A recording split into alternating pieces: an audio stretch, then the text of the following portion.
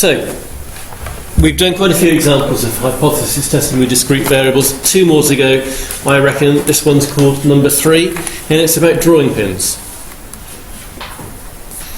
And I'm sure you all spend lots of time at home throwing drawing pins up in the air and seeing how they land. And we have the probability that a drawing pin lands point up being 0.35, and that is from historical data, where it's been done lots and lots of times. Either that or the great god of statistics has told us that. Okay? Now, what happens here is Gary goes home and he does this 400 times. And he gets 153 point ups.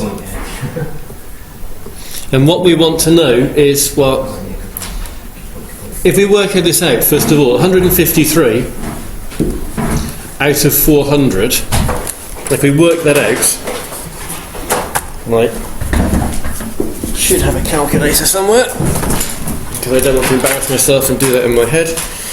153 divided by 400 is 38.25%. Okay? So what we are doing is we want to test now at the 5% significance level whether these drawing pins are different, and actually that the probability of them being point up has increased and is now greater than the 35% that it used to be. So that is our question, if you like, our task. So in any question like this, first thing we should do is define our variable. Our variable x will be the number of pins pointing up. And then we need to say how x is distributed in this test that Gary has done. So, how is x distributed? Binomial, because we are doing it fixed number of trials. Gary's done it 400 times, so that's your n. And certainly under the null hypothesis, we're assuming it's 0.35 is the probability of success, where success is getting a point up. So we now need to state our 2 hypotheses, at h0 and at h1. Well, h0 is that the p is still 0.35. h1 is that p has risen. It is now greater than 0.35. So it's a one-tailed test. And we are told that we are testing at the 5% significance level.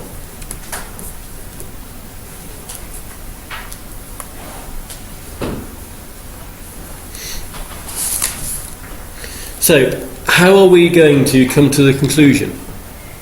Think back to what we're doing. I know it's over 2 weeks ago, but what sort of calculation would we now do? Check the probability of getting 173 or 153 or higher. Yeah, that's exactly right. We find the probability of getting this value here, or more extreme than that. So what we are going to do now is we are going to find the probability of getting 153 or more. And we will compare that with 5%. And if this probability is less than 5%, which means it's really unlikely, then we will conclude that, yeah, they are different drawing pins. And if the probability is not smaller than 5%, we'll say, no, it could happen by chance anyway. So, binomial probability, n being 400.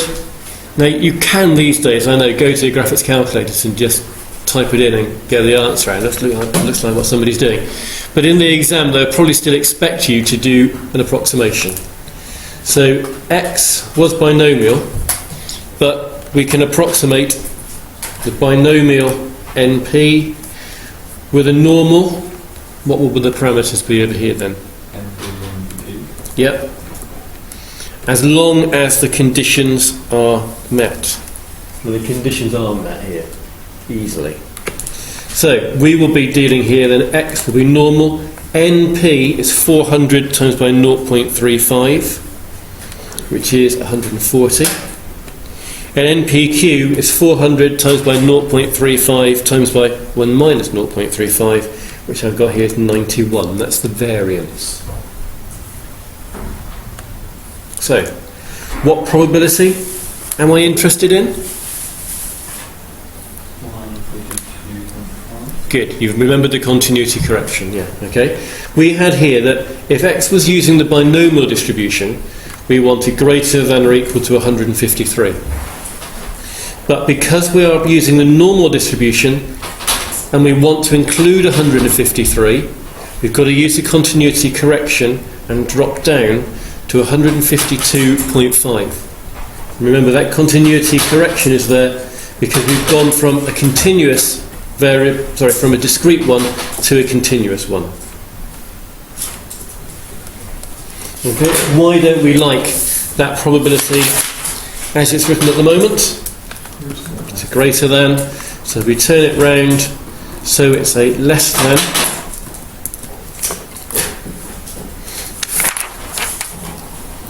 And then you can do the normal thing, phi of the x value minus the mean over the standard deviation.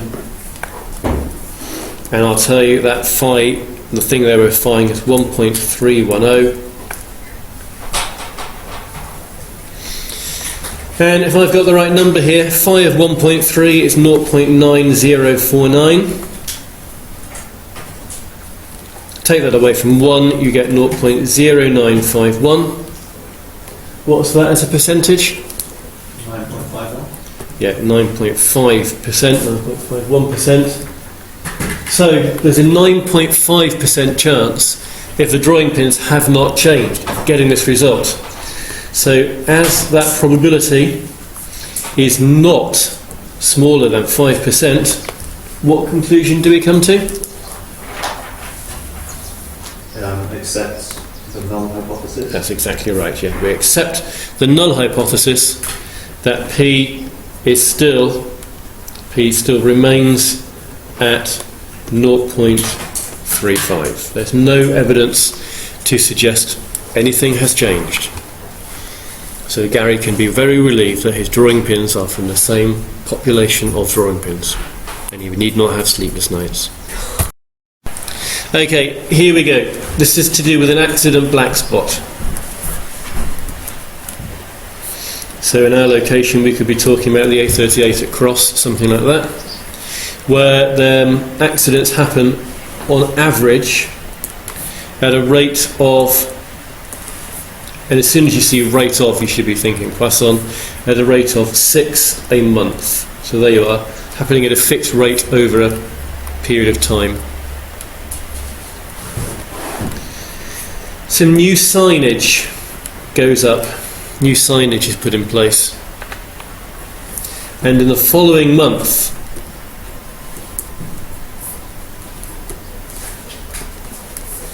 there are 3 accidents. So what the council want to know is, has the new signage lowered the accident rate?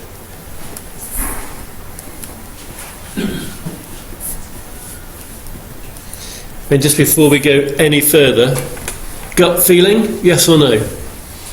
Yes. Okay, everybody who's vocalised, I think I've heard yes from everybody. Okay. So, our variable x, what's our variable x going to be then? Yeah, number of accidents. Okay. And what distribution is x following? Poisson of mean 6. Poisson, yeah, and it's 6, and that's over a month period. So you could say we wanted 6 a month, but lambda is basically going to be 6, and that's our null hypothesis. Our null hypothesis is nothing has changed. It's still an accident rate of 6 a month, against our alternative hypothesis H1 that lambda is less than 6. Yeah. There are not so many accidents. The rate has fallen below 6. So it's going to be a one-tailed test. We're not told what significance level to use. We'll go with 5%.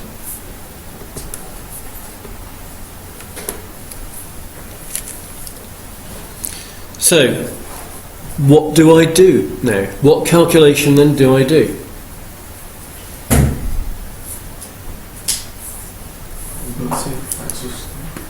I find the probability that x is 3.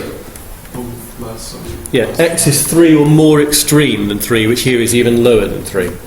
So yeah, I find the probability of getting a result or better than what I have seen. And if you go to your tables, for lambda is 6, they are less than or equal to tables. What value do you get from your tables? 0.1512. That's correct. So, that's saying that if the signs haven't done anything, if it's still an accident rate of 6 a month, there's a 15% chance of this happening in this next month. So yeah, everybody who vocalised earlier saying, yeah, the signs have made a difference. Actually, we're saying here they haven't. There's a 15% chance of getting that lucky, if you like. Okay? So what we would conclude here is we conclude that H naught is true. It doesn't matter, the council will still use it and present the figure. Well, it depends. I mean, if the council people are doing their job properly, they would be doing a test like this. Yeah, they'd also ignore it and say they didn't succeed. Well, that's why I said if they're doing it properly. Okay? So we will conclude that lambda is still 6, because that probability there is not less than 5%. So what question does that beg next? How much would it have to be? Yeah, okay. So it sort of begs the question then, what would the rate have to drop to? What rate would lead us to accept H1? How far would they have to drop for us actually to conclude that the accident rate has dropped?